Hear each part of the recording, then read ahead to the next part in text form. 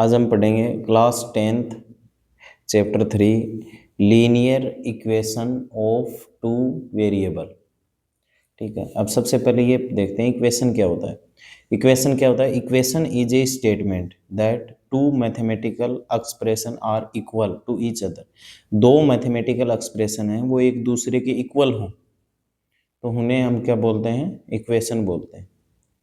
अब देखो mathematical expression हमने वेरिएबल पढ़ा था। वेरिएबल क्या होता है? एक ऐसा सिंबल जैसे एक्स, ऐसा सिंबल जिसकी वैल्यू क्या हो? अननोन, हमें नहीं पता उसकी वैल्यू क्या है, उसको क्या बोलते हैं? जिसकी वैल्यू वेरी करे उसे वेरिएबल। ठीक है, 2 है या 5 है, 13 है, ये क्या है? कांस्टेंट। कांस्टेंट क्या होते थे? जिनकी फिक्स न्यूमेरिकल वैल्यू हो उनको क्या बोलते थे? कांस्टेंट। अब वेरिएबल और कांस्टेंट, इनका जो कॉम्बिनेशन होता है उन्हीं को हम क्या बोलते हैं? Mathematical expression. तो मैथमेटिकल एक्सप्रेशन क्या हो? इक्वल एक दूसरे के, उसे क्या बोलेंगे? इक्वेशन। जैसे 2x - 5 = 13। अब दो मैथमेटिकल एक्सप्रेशन है आपस में इक्वल हैं तो ये क्या हो गया? इसको क्या बोलेंगे? इक्वेशन। 13 है वो कांस्टेंट है, 5 है वो भी कांस्टेंट है, x वेरिएबल है, 2 कोफिशिएंट है और वैसे वैल्यू क्या है? Constant value. लेकिन वेरिएबल के मल्टीप्लाई में कोई वैल्यू होती है उसे क्या बोलते हैं? कोफिशिएंट बोलते हैं। प्लस माइनस मल्टीप्लाई इनको क्या बोलते हैं? ऑपरेटर। और ये टर्म, इस ये भी टर्म है, ये भी टर्म। ठीक है, ये मैथमेटिकल एक्सप्रेशन, ये मैथमेटिकल एक्सप्रेशन। तो दो मैथमेटिकल एक्सप्रेशन एक दूसरे के इक्वल हों तो वो क्या हो जाएगी? इक्वेशन। अब देखो सबसे पहले आते हैं सिंपल इक्वेशन। जैसे 4 + 6 = 10। ये दो मैथमेटिकल एक्सप्रेशन है, दोनों एक दूसरे के इक्वल तो ये इक्वेशन। अलजेब्रिक इक्वेशन जैसे जिसमें वेरिएबल हो, मैथमेटिकल एक्सप्रेशन एक दूसरे के इक्वल तो ये algebraic equation. Equation with variables, दोनों साइड ही वेरिएबल आ जाएं तो इस इक्वेशन को क्या बोलते हैं? Equation with variables. ठीक है, आगे देखो एक्सप्रेशन।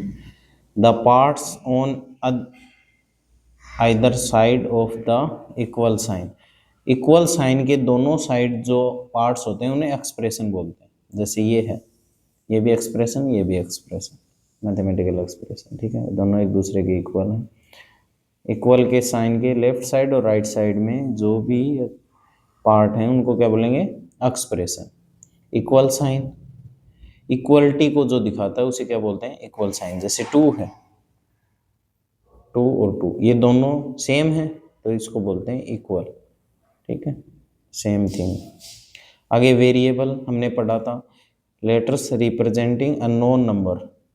ये किसी अननोन ऐसा सिंबल जिसकी वैल्यू क्या हो? अननोन, उसे क्या बोलेंगे? Variable. Constant numbers with fixed value, ऐसा सिंबल जिसकी फिक्स्ड न्यूमेरिकल वैल्यू हो उसे क्या बोलेंगे? Constant. Operator plus minus multiply divide. तो इक्वेशन समझ में आ गया होगा। मैथमेटिकल एक्सप्रेशन दो आपस में एक दूसरे के इक्वल हों उसे क्या बोलेंगे? इक्वेशन। जैसे ये है, ये simple equation, algebraic equation, equation with variables. और एक्सप्रेशन किसे बोलते हैं? इक्वल साइन क्या होता है? वेरिएबल, कांस्टेंट और ऑपरेटर्स क्या होता है? ठीक है, नेक्स्ट देखो type of equation. Equation linear equation पढ़ेंगे हम, चैप्टर का नाम ही है linear equation with two variable. ऐसी इक्वेशन जिसकी डिग्री कितनी हो? 1। डिग्री हमने पढ़ा था चैप्टर 1-2 में कि वेरिएबल की जो हाईएस्ट पावर उसे डिग्री बोलते हैं। ये वेरिएबल की पावर कितनी आनी चाहिए? 1। तो लीनियर इक्वेशन एक वेरिएबल हो तो कैसी होगी? ax + b = 0। ये देखो वेरिएबल की power 1, linear equation with two variable, यही चैप्टर का नाम है।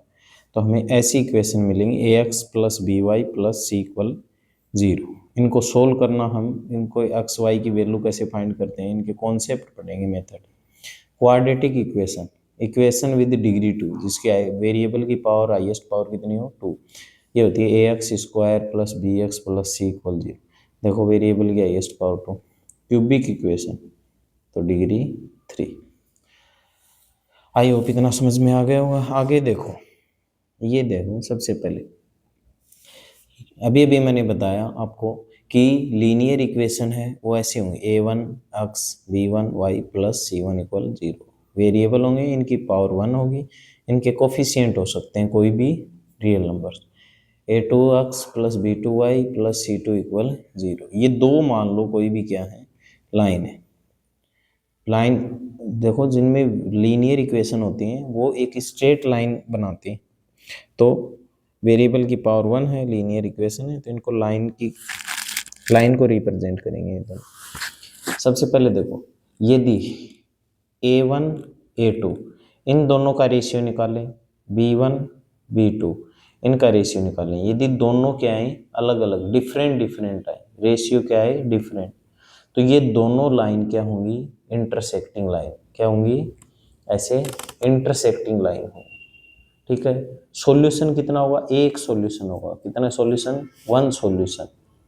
और जिनके सॉल्यूशन होते हैं उनको क्या बोलते हैं, कंसिस्टेंट होंगे। एग्जाम में आता है, इंपॉर्टेंट है, याद रखना है।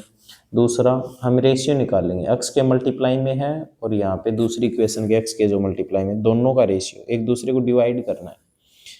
फिर निकालना है b1 b2 का, फिर c1 c2 का।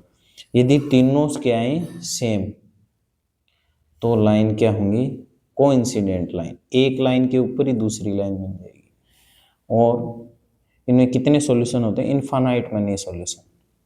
ठीक है, कंसिस्टेंट है, सॉल्यूशन है। तो यदि a1 a2 का रेशियो, b1 b2 का रेशियो, c1 c2 का रेशियो, यदि a1 a2 b1 b2 दो का रेशियो इक्वल है, तीसरे का लगा जाए, तो क्या होंगी, लाइन पैरेलल। और एक भी सॉल्यूशन नहीं होगा क्योंकि आपस में इंटरसेक्ट ही नहीं करेंगे, तो नो सॉल्यूशन। और ये लाइन कैसी होंगी, इनकंसिस्टेंट लाइन।